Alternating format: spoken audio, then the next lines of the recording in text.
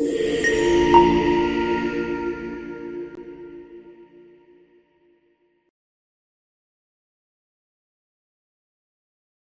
name's Ian, and I'm from Reading Solutions UK. We provide Dreambox Reading Plus in the UK. We support over 1,400 schools in the UK, so we've been in the country about 10 years providing Reading Plus. It's a cracking program. If anyone uses it, you'll know that.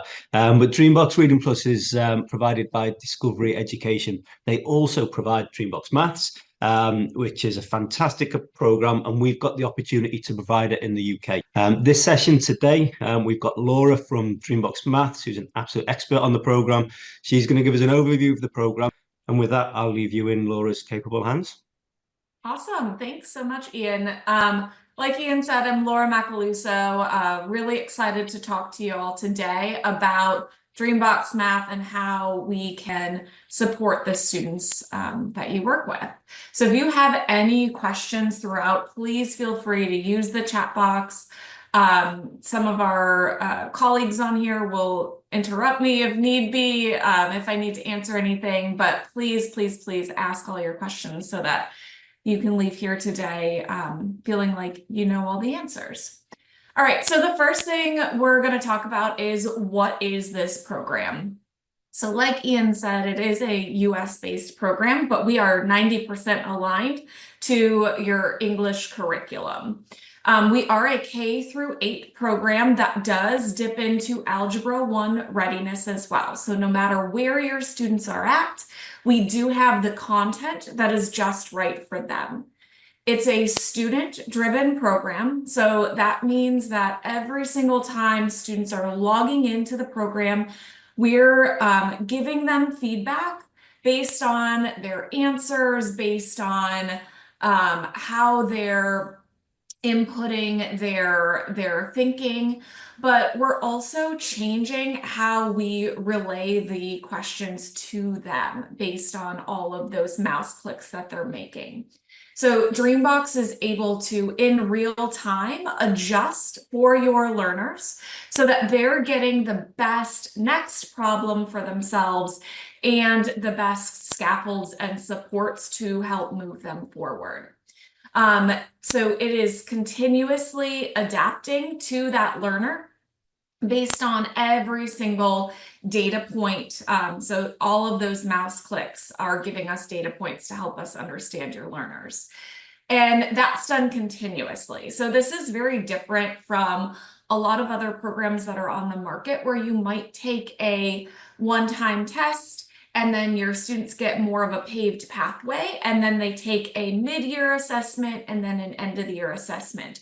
Dreambox Maths is actually assessing as your students play, so you're getting real-time data on where your students are at in the moment. So that data never becomes stale because we are collecting every single time your students play and adjusting accordingly. Ian mentioned a little bit about the efficacy studies. We can get you some white papers on those in the follow-up as well, but we have done internal and external studies. Harvard has done a study, some internal studies have been done that the growth the expected growth that we want is done by 5 lessons per week. So that's the number that we're really looking for. So we emphasize lessons completed over just time in the product. The reason for that is because you could have a learner that just kind of stares at the product or, changes their avatar, does all the other cool things about this program without actually doing any of the learning. So that's where we found the most growth happens is if students complete 5 or more lessons per week, and typical growth is about a year and a year and a half's worth of growth. All right, we're going to watch a quick video on the adaptive pathway that Dreambox does offer within the learning platform. As soon as the student engages with their first lesson, Dreambox begins collecting data on how the student works and learns. At the completion of even this first lesson, data is recorded and the learning pathway will update its recommended lessons. As the student continues playing, Dreambox is learning the learner, calibrating to their strengths and struggles with every completed lesson. The digital manipulatives allow Dreambox to track the student's interactions and evaluate the strategies used to solve problems, immediately adjusting the level of difficulty, scaffolding, and pacing of the curriculum. The more data that Dreambox collects, the more personalized the learning becomes, adjusting in real time to find and engage the student with their optimal learning zone. As Dreambox calibrates to the student, mistakes are okay. Wrong answers help Dreambox find the best lessons that will reinforce concepts and build on their strengths. It takes time to really find a student's optimal learning zone. Give new students 4 to 6 weeks of consistent play to allow Dreambox to accurately track a student's learning path. All right, so those lessons are updating in real time as your students are playing their Dreambox lessons. So their learning pathway is updating, but not only are we updating in between lessons, we're also updating the intentional lesson design as your students play. So your students are going to go through these 3 rigorous scaffolds as they play their Dreambox lessons. So the first set of lessons that they're going to start with are our exploring and sense-making lessons. These lessons are, your students are really able to dig into the why behind the concept, the foundations. Okay, so they have those foundational skills to pull from. Once they show us what they know and they understand the why behind the concept, then Dreambox moves them to the next phase of rigor, which is looking for structures and relationships. This is where your students are able to learn the most efficient and effective strategies. So we're looking at how they solve the problems, right? Are they counting 1 at a time? Or are they able to group 10 counters together and understand that that is a group of 10? So we want your students to be able to pull from those strategies so that they can become fluent mathematicians. So that's our third stage of rigor, is our fluency and application. So yes, we want our students to become fluent mathematicians. However, we do want them to have those foundational skills so that they understand the why behind the math before they just do the procedures. Because as we all know, as educators, that can catch up to them very quickly if they only know the procedures and not the why behind the skills.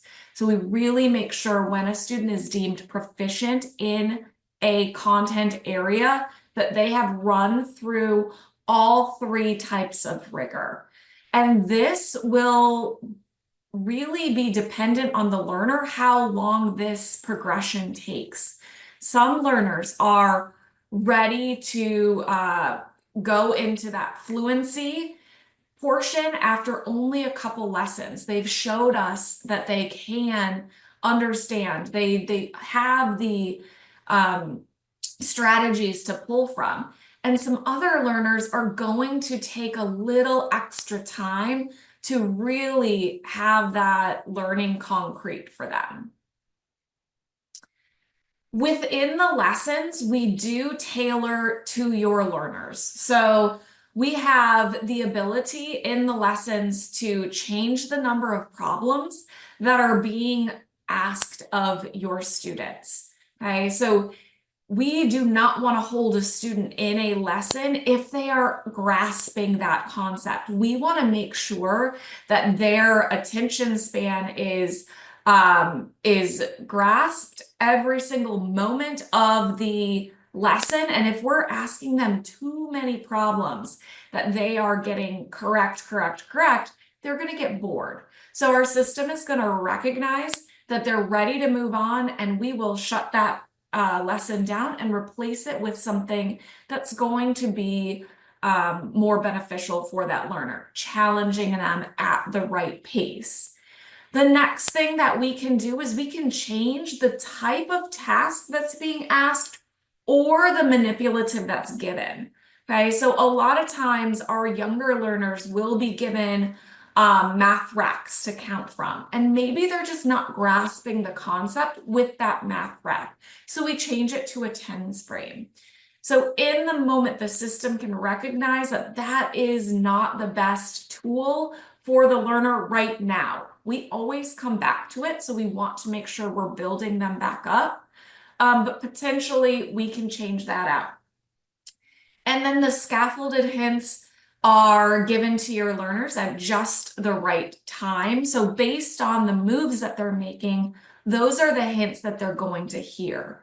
And potentially we're going to need to dip down into prerequisite skills if we recognize that learner is not ready for that content that we have given them.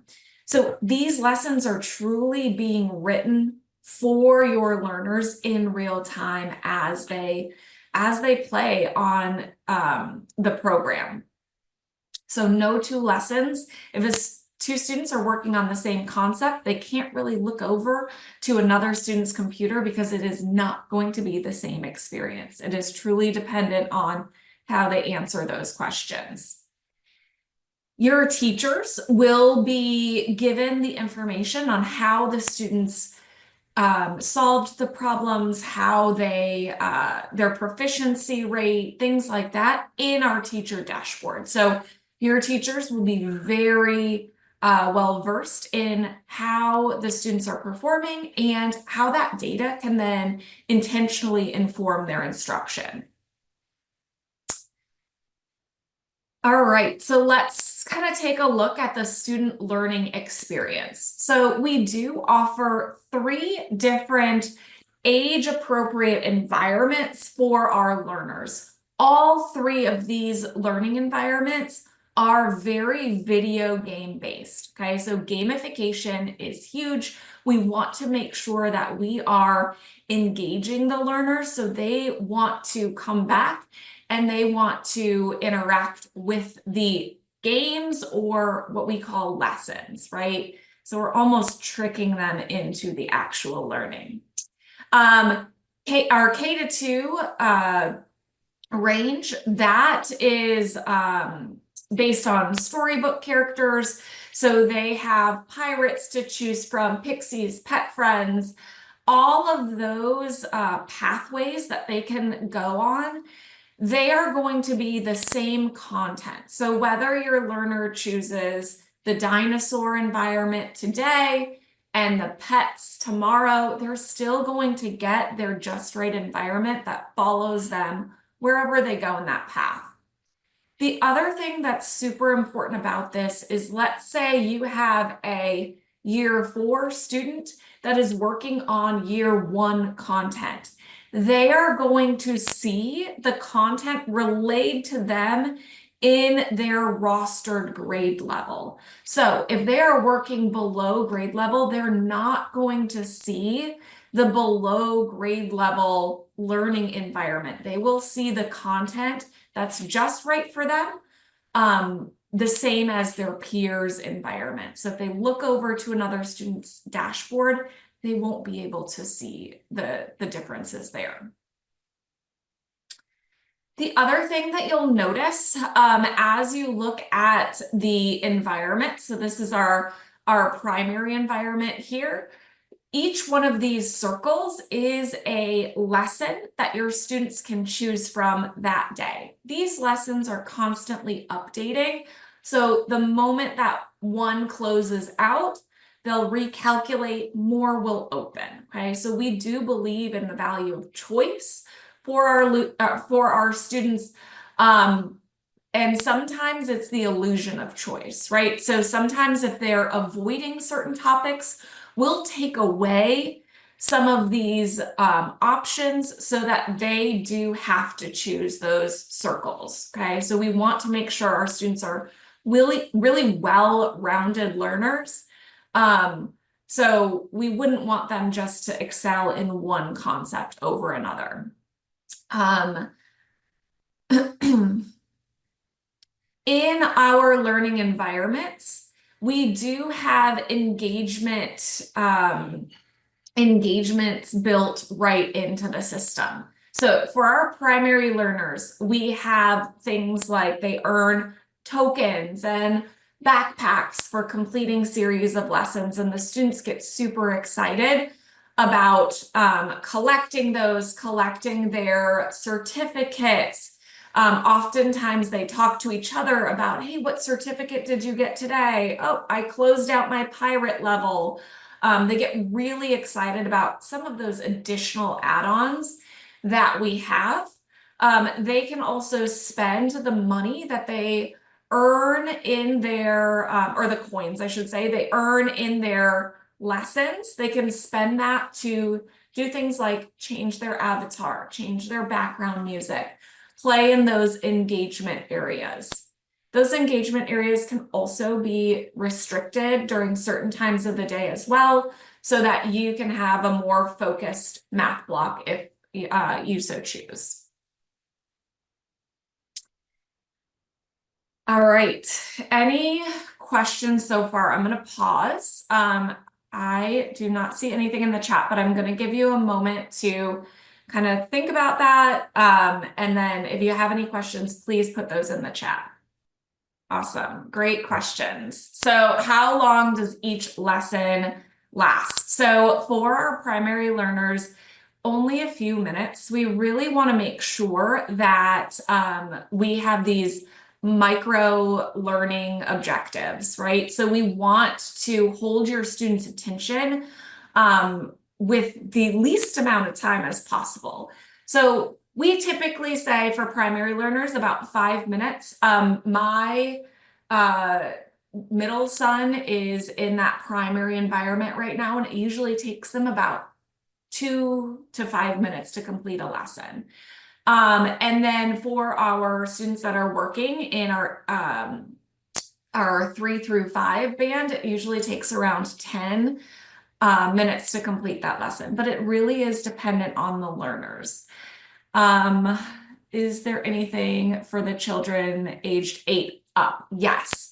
So we start our program for like 4 or 5-year-olds. And then it goes all the way up until students reach 8th grade, which is 14-ish. And then we do dip into high school a little bit with our Algebra 1 skills. Ian or Paul, do you want, I don't want to misspeak on the UK year groups. Can you, so K to 2 would be like kindergarten is 5-year-old, 1st grade is 6, 7, and then 2nd grade is 7, 8. What would that be in relation to? Essentially goes for the purpose of this, that we'll be delivering it for children in reception through to year 6. In time, we hope to have an offering for the early years in secondary, but the beauty of it is that it's age appropriate material, but ability leveled as well. So that's what we've got. So if we're using it in year 6, in this instance for the next year, if the children are at, I don't know, let's say year 4 level in terms of ability, it'll be positioned age appropriate for year 6, but ability leveled for that. On the flip side, I believe there are the higher level of activities in there so if they're more able, then it will take them up to year 7, year 8, but it'll still be year 6 in terms of the way it looks for the children.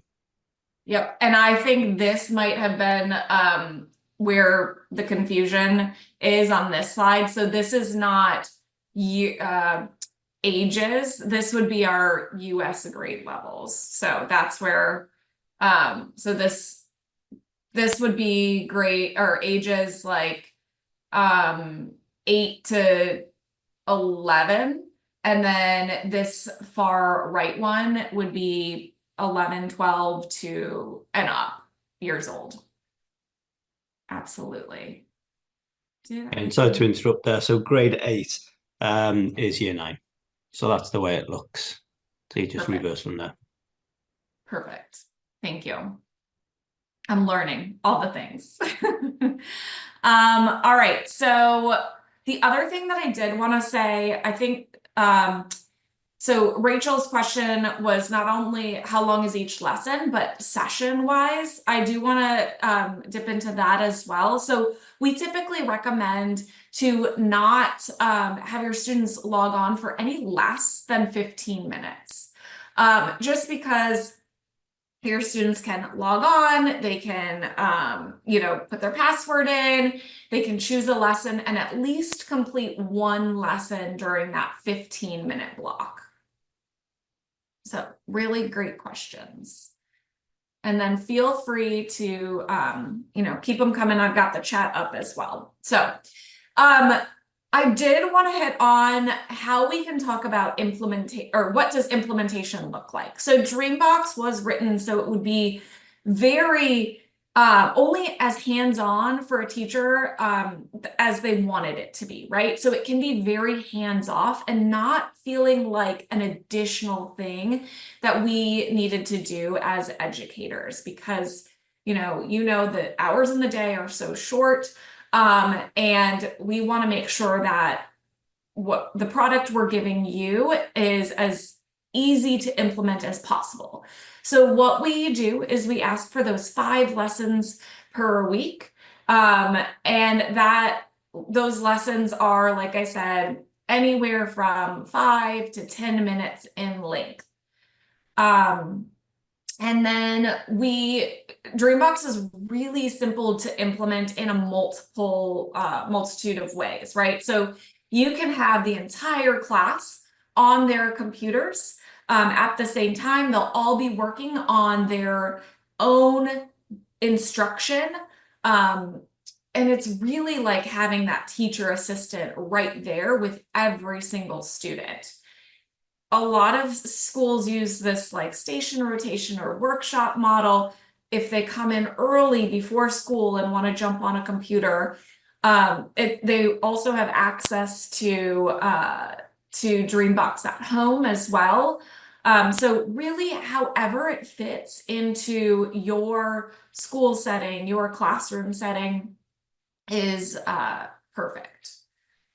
And then on the teacher side, we have a really great teacher dashboard that is easy to see all of the data, how many lessons your students are completing per week, how many minutes they've been on, so that it's really easy to navigate and track where your learners are.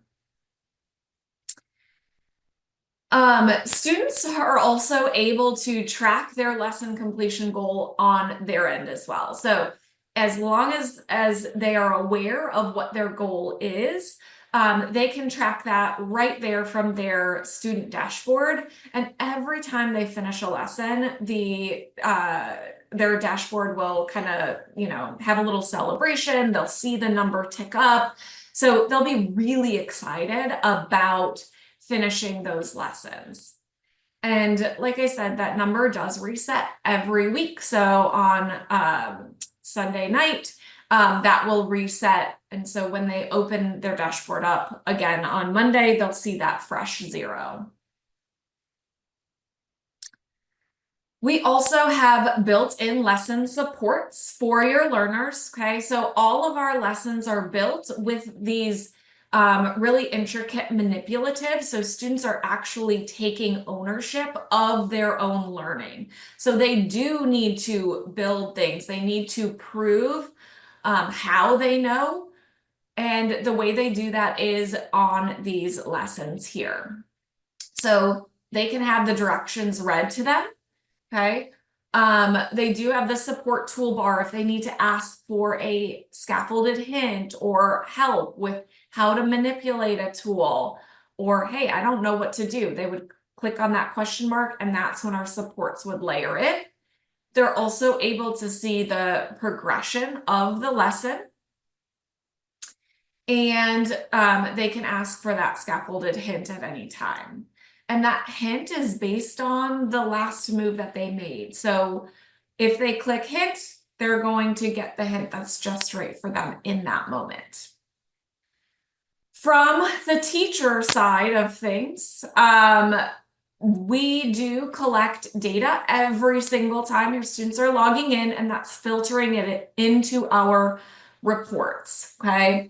So on the teacher dashboard, we have some really great reports that are sortable to make sure that you can create the groups that you want with the data that you're getting in Dreambox. So if you want to use proficiency data, standards proficiency data, and create those groupings based on how they're doing in Dreambox, we're going to give you the groups right there in the teacher dashboard. The other thing that we have is we have what we call lesson highlights, and these are screen grabs, so videos of your students playing the actual lessons. So just the screen, not them, their face in there, right? But you can see every mouse click they make. You can see the struggles that they're having. You can see the strategies that they're using. These are really great ways for a teacher to kind of watch the student and understand where they're at in their learning progress, so that you can then, put in those teachable moments to help them move farther along. We've also had a lot of teachers tell us that they love using these videos for parent-teacher conferences as well, because instead of just, giving a percentage or a graded piece of paper, the parents can watch their student play the lesson and really understand where the student is at with the learning. So especially for our struggling learners, this is really helpful. We'll be able to show you this growth data based on how your students are performing in Dreambox. So you'll be able to see where they're at with each standard and domain. And these are all sortable as well. So if you want to put them into your students into groups based on their proficiency, we do have reports for that. All right, I did see a question come in.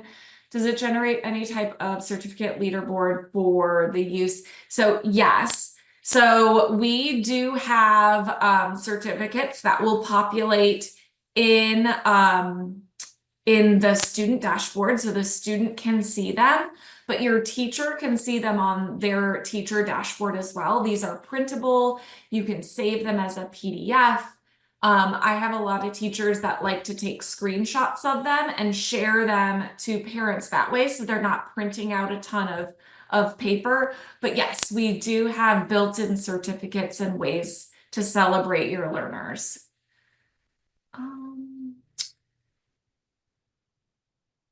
Ian, I'm going to let you take James's question in the chat, and then Scott's question as well. I'm going to have you take both of those. At the minute, it's just browser based, so Safari, Google, etc.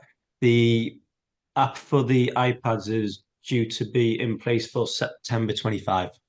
So we will have that for back to school in 25. And I assume, Paul, will that be the same for Android? I need to check on that. I assume if it gets launched in that app for one app store, it will be the same for the other, but I need to double check on that.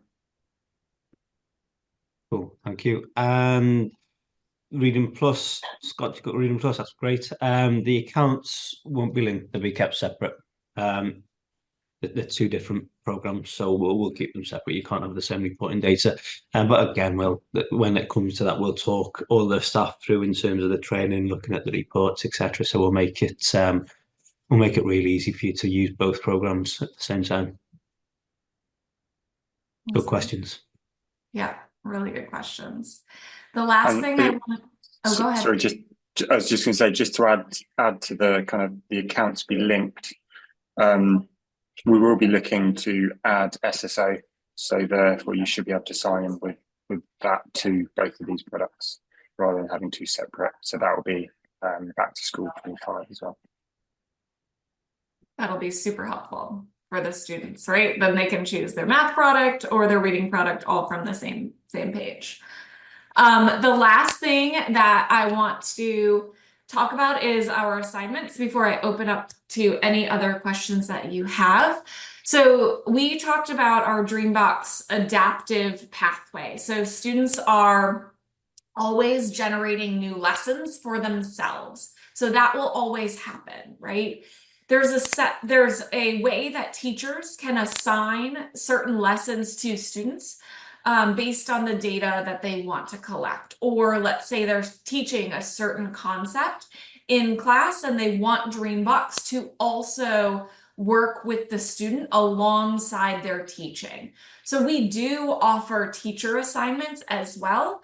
And that's where teachers can intentionally choose the lesson or the topic they want to assign and assign it out for up to 10 weeks. And that data is very trackable.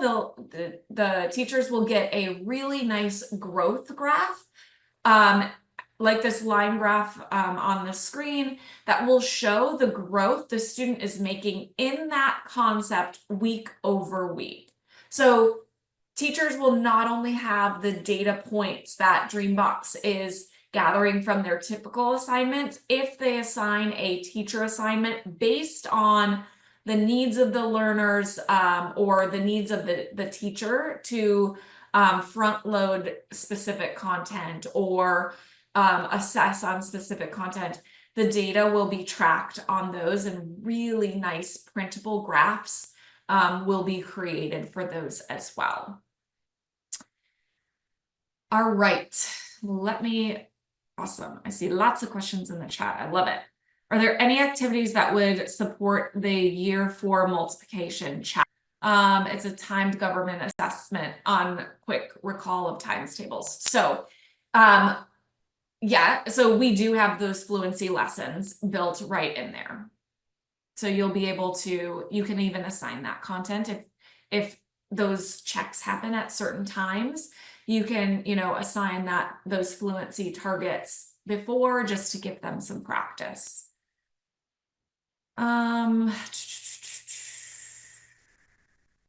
Is it possible of a trial? Okay, so Ian, I'm going to have you talk about the trial question.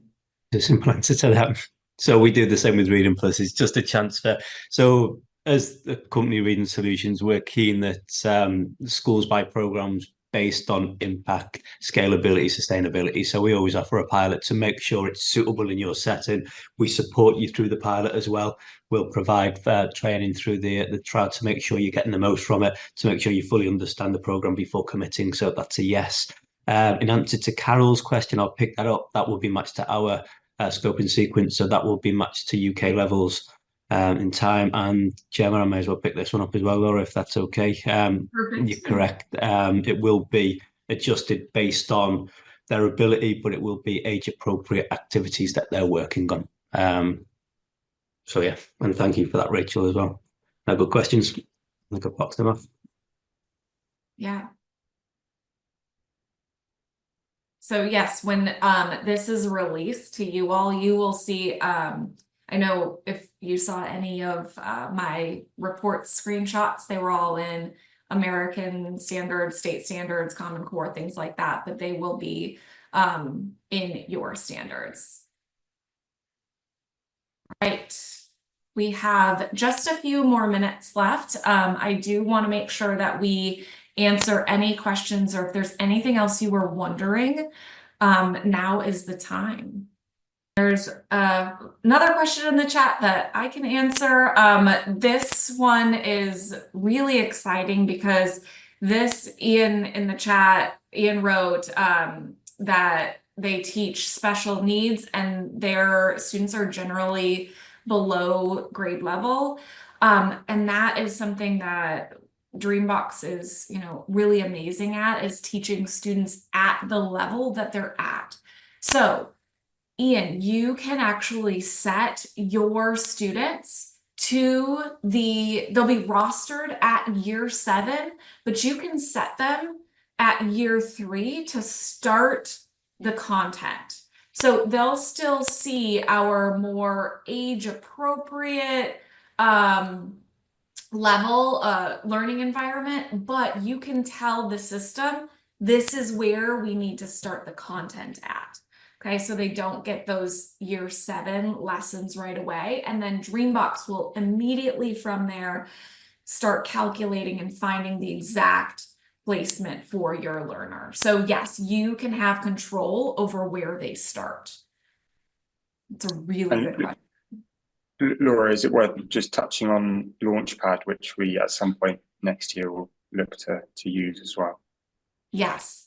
So we do offer students to take a Launchpad in the beginning of the year, and this just helps us really quickly assess different domains to see where the students are at to get a more accurate starting point. So that is also an option as well. But Launchpad is a quick 15 to 30 minute baseline assessment, not high stakes, right? But we just want to kind of see where your learners are at. And then after they take that baseline assessment, then our Dreambox Adaptive Engine starts from there and starts assessing every single time they log in. Which, yes, so question answered. Great question, Francesca. We were on the same page.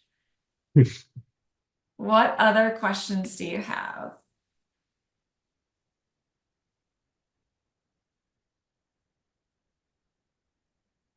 Awesome. Oh, are there printout lessons available? Okay. So we do not have printouts of our lessons available because it is so differentiated based on each student. So we're kind of creating those lessons as your students play.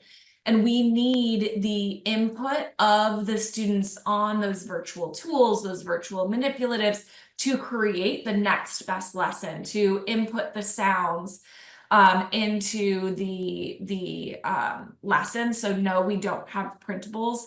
We do have professional development and some like lesson templates that are there, but not worksheets. Well, I can stick on for a few more minutes if anybody has any questions, but if not, I really appreciate your time. Thank you so much for joining us today. Laura, thank you so much for that. That was wonderful. And thank you for everyone's engagement as well. There was a lot of great questions there. I appreciate that.